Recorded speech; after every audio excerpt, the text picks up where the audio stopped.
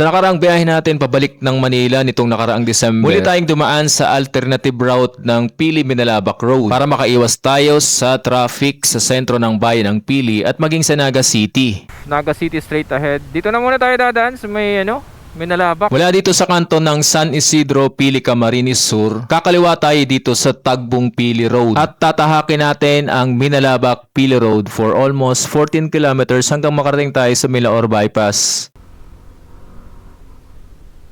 So, pwede kayong lumiko dito going to San Fernando. Pero hindi pa kasi namin susubukan yan. Actually, nakadaan na kami dyan pa uwi isang beses. Pero maaga yun. Pagdating natin dito sa sentro ng Binalabak, meron tayong dalawang options dito. Maaari tayong tumuloy papunta ng bayan ng San Fernando. Pero sa biyahe na to, muli tayong e-exit sa Milaor Bypass Road. Oo. Borong-borongan, Milaor, Kamsur. Gaano nga ba ka-importante para sa atin ang Milaor Bypass Road dito sa kalalawigan ng Camarines Sur? Kaya sa video na to, sabay-sabay nating alamin at samahan nyo kami para masilip at makita kung gaano kahalaga ang Milaor Pili Bypass Road. Mula sa San Isidro, Pili, Kamsur hanggang makarating tayo ng Milaor Bypass, halos umaabot pa ito ng 14 kilometers. So medyo malayo pa. Kaya kung matatapos ang construction nito, mas mapapaiksi pa ang ating biyahe. Kaya tara silipin natin at kumustahin kung hanggang saan na ang natatapos dito. Anong nakalagay? Wala ba eh.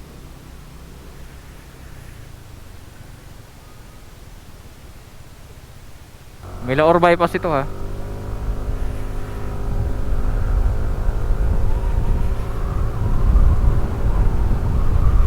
Pero may mga may mga solar lights.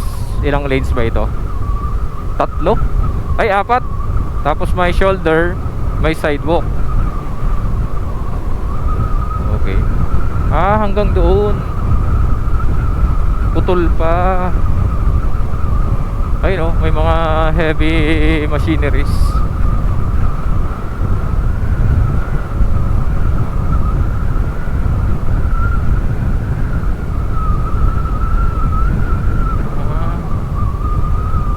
Putol pa.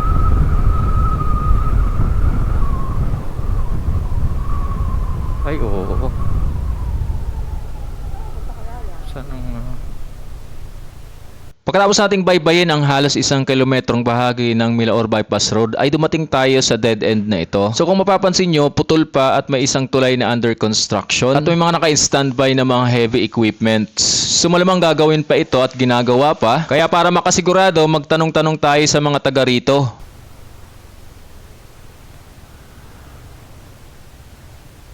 putol pa. Under construction pa, para may tulay na ginagawa dyan. Rainapon po. Saan po? Manay ang luwas kayan? Ang diretso kayo ni? Saan ang diretso ka niyo? Alin po? Ining bypass? Hindi pa yari. Pero saan po ang dapat diretso kaan? Labas yan ang pili kaso hindi pa yung pangkabul. Ah, Punta nyo.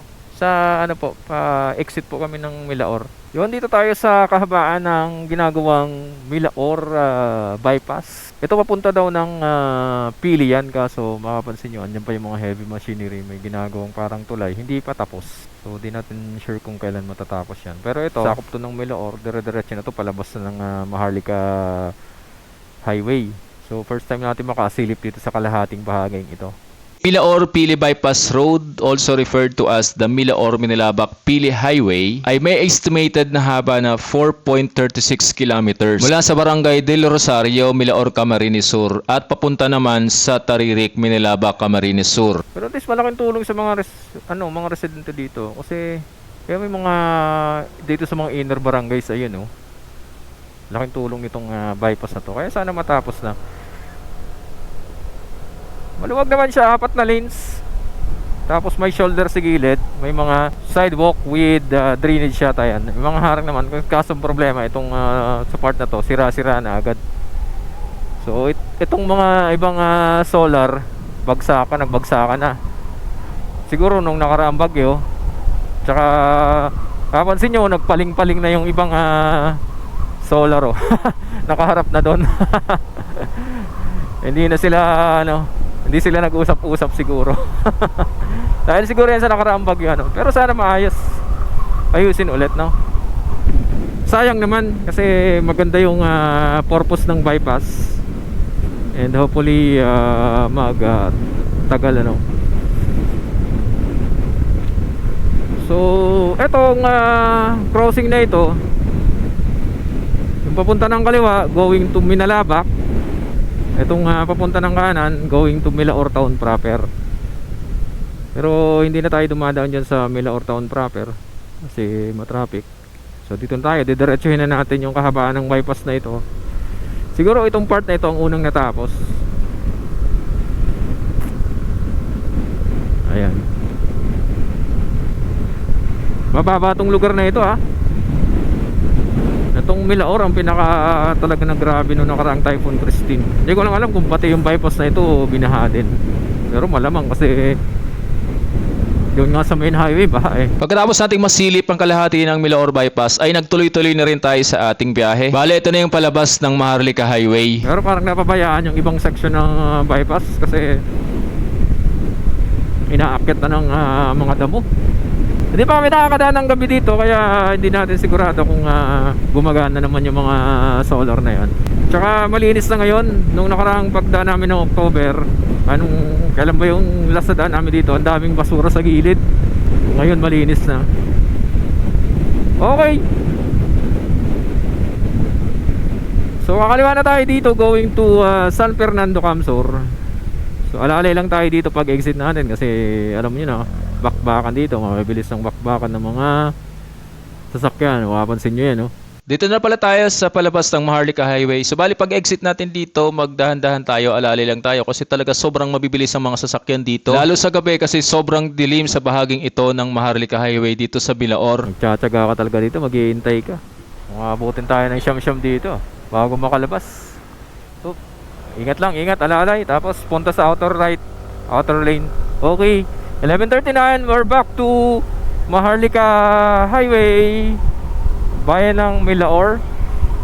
Pero malapit na to sa San Fernando. Pag abot natin yan sa may bandang unan, San Fernando Camsor na yan. So yun, tuloy-tuloy na tayo sa ating biyahe pabalik ng Pasig City. Ilan na sa inyo ang nakadaan dito sa Milaor Bypass Road? Ano ang masasabi nyo sa inyong experience sa pagdaan dito? Mas maganda ba dumaan dito kaysa sa National Highway? So dito lang tayo sa bandang kanan. Okay, tamang oras, 11:40, bayan ng San Fernando Camsor na tayo.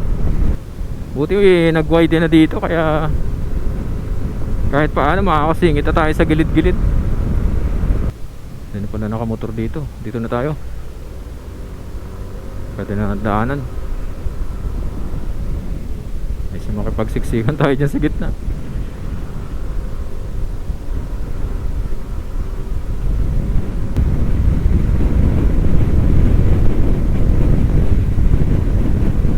Ayan, paalala pagpasok ng bayan ng San Fernando, yung mga Center Island, baka di nyo mapansin yan, ingat tayo dito. Pag nakakita kayo ng bayan ng Maharlika Highway na may Center Island, bayan ng San Fernando yan. Minsan kasi hindi kita, maraming tumatama. Ayan, sentro ng bayan ng San Fernando. Shout out sa mga taga bayan ng San Fernando. Asphalted na tala dito mga kamarako, asphalted na. Pabawas ng pahirap sa biyahe. Andaya highway na lang talaga. Grabe. Kung ganito yung mga kalsada natin, napakasarap bumiyahe. Ito na yung exit ng